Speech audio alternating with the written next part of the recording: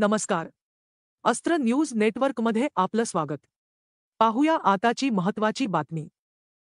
रत्नागिरीचे पालकमंत्री उदय सामंत आणि सिंधुरत्न समृद्ध योजनेचे विशेष निमंत्रित सदस्य किरण सामंत यांच्या हस्ते 14 लाभार्थ्यांना फिरत्या विक्री केंद्राचे आज वितरण करण्यात आले.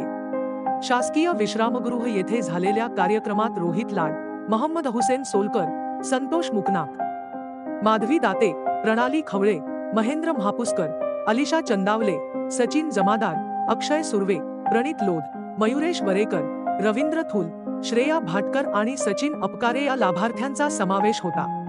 वाहनाची चावी आणि मंजुरीचे पत्र देऊन पालकमंत्री सामंत यांनी आणि किरण सामंत यांनी त्यांना शुभेच्छा दिल्या. या कार्यक्रमास जिल्हा उद्योग केंद्राचे महाव्यवस्थापक एच.एन. आंधळे, विदर्भ कोकण बँकेचे वरिष्ठ प्रबंधक सूर्यकांत साठे, माजी जिल्हा परिषद सदस्य महेश उर्फ बाबू म्हा, राजन शेटे आदी उपस्थित होते.